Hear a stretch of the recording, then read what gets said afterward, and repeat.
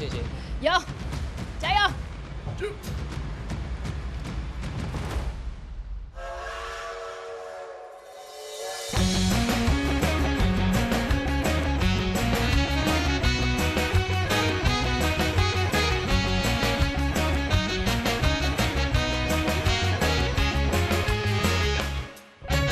我就是青春的快车的小姐，无论是风台时也是落雨天，每早起坐火车为人来服务，轻松来唱出着咖啡的歌声。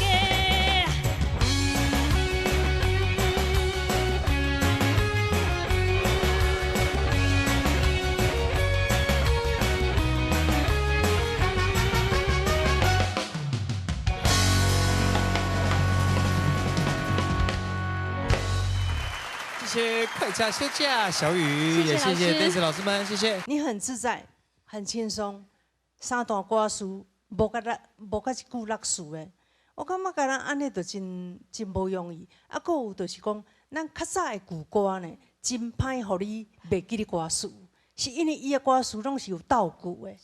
你会很流畅的说，明明后一句一定是食便当啊，明明后一句就是要上车，所以我觉得你选歌选得很好，然后你的舞蹈我也觉得搭配的都非常不错，两位我都觉得很棒，都各有特色啦。但是我很喜欢小雨你在第一首就这么的轻松自在，我希望你继续自在下去，哦，加油！谢谢老师。谢谢。哦，小雨呢？老师好。小雨今天第一首歌就来一个这个。对啊，哦，这个跟你之前的风格有点不一样。是的。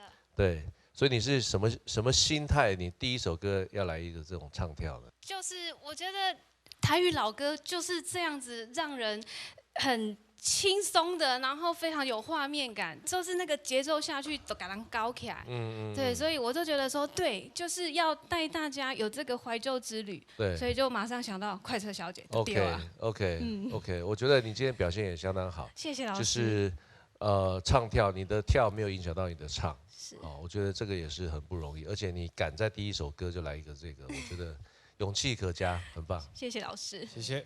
在这魔王这个关卡、啊，用一首这么没有攻击性的歌来做开场啊，真的是一件很需要提醒的事情啊。但是我觉得说你选这首歌当开场哦，有给我一个，你终于有一个从选手走到魔王关的一个脱胎换骨，不会去考虑一首歌要唱什么歌了。你想说，我这个篇幅，我第一首歌要怎么样开场啊？这个是很棒的一个感觉。谢谢老师。